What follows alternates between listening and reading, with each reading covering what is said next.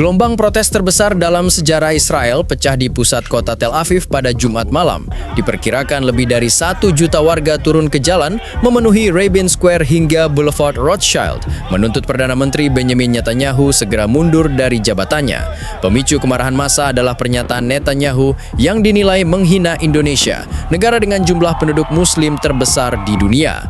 Aksi yang berlangsung sejak sore hari itu langsung menarik perhatian internasional. Ribuan aparat keamanan dikerahkan, sementara jalan-jalan utama ditutup total karena volume massa terus membengkak. Spanduk dan poster dengan berbagai sindiran ditujukan langsung ke Netanyahu, mulai dari Netanyahu sama dengan aib nasional hingga jangan main api dengan Indonesia. Demonstran menilai ucapan Netanyahu bukan hanya memalukan tetapi juga berpotensi merusak kepentingan ekonomi Israel. Indonesia dinilai sebagai pasar penting di Asia Tenggara dan hubungan dagang meski tak resmi berjalan melalui jalur tidak langsung. Banyak warga khawatir retaliasi diplomatik dari Jakarta bisa berdampak besar terhadap stabilitas ekonomi Israel. Seorang orator dari kalangan oposisi menyebut pernyataan Netanyahu sebagai bom diplomatik yang meledak di wajah bangsa sendiri. Sementara seorang aktivis muda berteriak lantang, lebih gampang mengganti Perdana Menteri daripada memperbaiki hubungan luar negeri yang hancur karena mulutnya sendiri. Di tengah kerumunan, sejumlah poster bernada satir muncul. Ada yang bertuliskan kalau mau nyari musuh jangan setengah-setengah. Sekalian hina Amerika biar tamat cepat. Poster lain menggambarkan Netanyahu dengan mikrofon berbentuk granat dengan tulisan setiap kali bicara investor kabur. Media asing juga menyoroti perkembangan ini. BBC melaporkan protes kali ini melibatkan jumlah massa yang belum pernah terjadi sebelumnya. Sementara CNN menulis bahwa Israel kini menghadapi krisis reputasi internasional. Seorang analis politik internasional bahkan menyindir, Netanyahu lebih berbahaya dari rudal karena rudal bisa dicegat Iron Dome, sementara pernyataannya tidak bisa dicegat siapapun. Aksi demonstrasi ini berlangsung damai hingga malam, ditutup dengan pembacaan petisi besar yang ditandatangani lebih dari 500.000 warga. Petisi tersebut mendesak parlemen Israel untuk segera membahas mosi tidak percaya dan mempertimbangkan langkah konstitusional guna mengganti kepemimpinan negara. Dengan tekanan publik yang semakin kuat, posisi Netanyahu kini semakin terpojok. Para pengamat menilai protes ini bisa menjadi titik balik besar dalam politik Israel, apalagi jumlah massa yang turun ke jalan mencapai skala yang sulit diabaikan. Dampak dari pernyataan kontroversial Perdana Menteri Benjamin Netanyahu kini tak hanya menjadi bahan perdebatan politik, tetapi juga berubah menjadi ancaman serius bagi stabilitas ekonomi Israel. Demonstrasi besar-besaran di Tel Aviv yang menuntut pengunduran dirinya menyoroti satu hal yang sama, kekhawatiran terhadap retaliasi diplomatik Indonesia. Indonesia dengan 270 juta penduduk dan posisi strategis di Asia Tenggara bukan sekadar negara biasa dalam peta global. Negara ini memegang peran penting dalam berbagai forum internasional, mulai dari G20 hingga OKI, serta menjadi pintu gerbang perdagangan besar di kawasan. Meski Israel dan Indonesia tidak memiliki hubungan diplomatik resmi, hubungan dagang tetap berjalan melalui negara ketiga. Produk-produk Israel, mulai dari teknologi hingga peralatan medis, diketahui masuk ke pasar Asia Tenggara dengan memanfaatkan jalur distribusi tak langsung. Kini, jalur itu terancam terganggu. Pengusaha Israel mulai merasa resah karena ada kemungkinan Indonesia memperketat kebijakan impor tidak langsung atau menekan mitra dagang yang terlibat. Beberapa laporan menyebut sejumlah kontrak dagang bernilai jutaan dolar sudah ditunda karena suasana politik yang memanas. Seorang ekonom dari Universitas Tel Aviv menilai dampaknya bisa lebih luas. Pernyataan Netanyahu telah membuka front baru. Jika Indonesia memutuskan menutup semua celah perdagangan, sektor ekspor teknologi kita akan terpukul keras, katanya. Kekhawatiran ini juga muncul di kalangan pelaku pasar. Nilai saham beberapa perusahaan teknologi Israel sempat mengalami penurunan tipis setelah isu ini mencuat. Investor asing terutama dari kawasan Asia dilaporkan menunda langkah mereka hingga situasi lebih jelas. Seorang analis pasar bahkan menyindir, Netanyahu ini bukan Perdana Menteri, tapi mesin penghancur ekspor. Harusnya dikirim ke museum, dipajang sebagai contoh bagaimana satu orang bisa bikin negara rugi miliaran dolar tanpa perang. Selain ekonomi, tekanan diplomatik juga jadi perhatian utama. Indonesia dikenal punya pengaruh besar di OKI. Jika Jakarta memutuskan untuk menggalang resolusi internasional, Israel bisa menghadapi tekanan diplomatik berlapis. Seorang diplomat anonim di Yerusalem menyindir, kalau sampai Indonesia benar-benar marah, jangan kaget kalau tiba-tiba kita dapat undangan khusus jadi bahan gosip utama di KTT OKI. Di media sosial, reaksi warga Indonesia terhadap ucapan Netanyahu juga viral. Ribuan komentar muncul di platform X atau Twitter. Sebagian besar mengecam pernyataan itu. Hashtag boykot Israel sempat jadi trending di beberapa negara Asia. Fenomena ini menambah tekanan psikologis bagi para pengusaha Israel yang khawatir reputasi mereka ikut tercoreng di mata konsumen Asia. Dalam orasi di Rabin Square, seorang pengusaha Israel bahkan naik ke panggung untuk menyampaikan keresahannya. "Saya tidak peduli politik, saya peduli usaha saya. Ucapan Perdana Menteri telah merusak bisnis kami. Kalau hubungan dengan Indonesia terputus, siapa yang akan bayar kerugian kami? Netanyahu?" teriaknya. Pernyataan itu langsung disambut sorakan ribuan massa.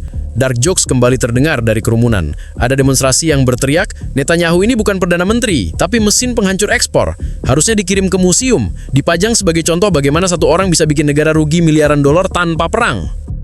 Demonstrasi jutaan warga yang memenuhi jalanan Tel Aviv tidak hanya mengguncang opini publik, tetapi juga menimbulkan gejolak di dalam parlemen Israel. Oposisi yang selama ini berada di bawah bayang-bayang dominasi koalisi Netanyahu, kini melihat kesempatan emas untuk melancarkan serangan politik. Sejak pagi, Knesset atau Parlemen Israel dipenuhi perdebatan sengit.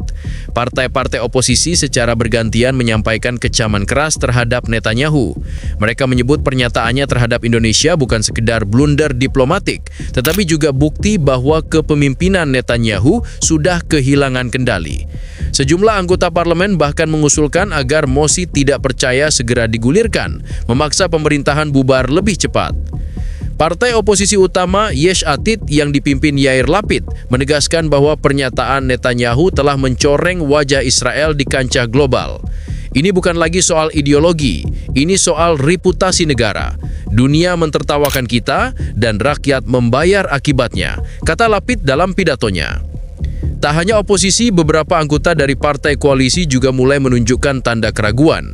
Sumber politik di Yerusalem mengungkapkan bahwa ada pertemuan tertutup antara beberapa anggota senior koalisi yang membicarakan kemungkinan meninggalkan kubu Netanyahu jika krisis ini terus berlarut. Seorang analis menyindir, koalisi Netanyahu ibarat kapal Titanic, semua masih berpura-pura menikmati musik, tapi diam-diam sudah mencari sekoci masing-masing. Sindiran lain yang viral menyebut Netanyahu sebagai aset terbesar oposisi, karena setiap kesalahannya justru memperkuat lawan politik. Dalam wawancara televisi, seorang mantan diplomat Israel menegaskan bahwa ucapan Netanyahu menunjukkan kurangnya strategi. Kita tidak sedang berhadapan dengan musuh kecil. Indonesia punya bobot global. Menghina mereka sama saja membuka front yang tidak perlu. Ini bukan diplomasi, ini kecerobohan, ujarnya. Krisis politik yang melanda Israel akibat pernyataan kontroversial Perdana Menteri Benjamin Netanyahu kini tidak lagi terbatas pada isu domestik. Gelombang protes jutaan warga di Tel Aviv segera memicu reaksi internasional dengan berbagai negara mulai menyoroti dampak ucapan Netanyahu yang dianggap menghina Indonesia. Indonesia sendiri melalui Kementerian Luar Negeri menyampaikan kecaman resmi. Dalam pernyataannya, Jakarta menilai komentar Netanyahu sebagai bentuk arogansi diplomatik yang tidak pantas dilakukan oleh seorang pemimpin negara. Indonesia juga memperingatkan bahwa ucapan tersebut berpotensi merusak stabilitas hubungan regional. Kecaman tidak berhenti di situ. Negara-negara anggota ASEAN seperti Malaysia, Brunei, dan bahkan Singapura ikut menyoroti isu ini.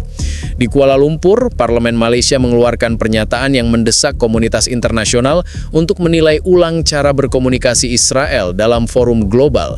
Salah satu anggota Parlemen Malaysia bahkan menyindir, Netanyahu tidak butuh lawan politik karena dirinya sendiri sudah cukup jadi bumerang internasional. Sisi lain, Washington dan Uni Eropa terlihat berhati-hati. Amerika Serikat yang selama ini menjadi sekutu utama Israel menyampaikan keprihatinan mendalam dan mendesak semua pihak menahan diri. Namun analis menilai sikap AS kali ini lebih dingin dari biasanya. Ada sinyal jelas bahwa Gedung Putih mulai kehilangan kesabaran dengan Netanyahu, kata seorang pengamat hubungan internasional. Sementara itu, beberapa negara Eropa, terutama Jerman dan Perancis, menyampaikan kritik terbuka.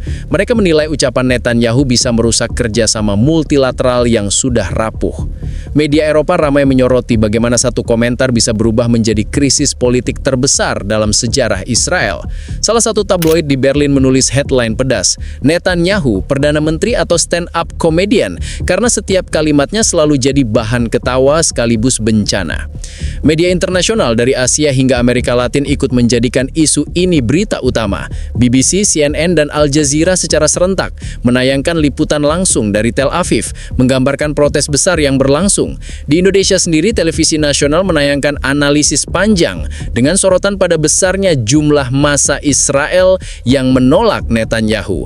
Tegar hashtag Netanyahu down bahkan trending di media sosial kawasan Asia Tenggara. Krisis ini juga menarik perhatian Organisasi Kerjasama Islam, OKI. Dalam pernyataan resmi, Sekretaris Jenderal OKI menyebut komentar Netanyahu sebagai bentuk provokasi tidak bertanggung jawab dan menyerukan solidaritas penuh terhadap Indonesia. Jika OKI memutuskan untuk mengangkat isu ini ke forum PBB, Israel bisa menghadapi tekanan diplomatik yang lebih besar. Roasting internasional makin ramai. Seorang kolumnis di Guardian menulis, biasanya negara-negara jatuh karena perang atau krisis ekonomi. Israel kali ini berbeda, hampir jatuh hanya karena mulut satu orang. Sindiran lain datang dari majalah satir Prancis Charlie Hebdo yang menggambarkan Netanyahu dengan bibir berbentuk rudal, disertai judul, "Senjata Baru Israel, Kata-kata."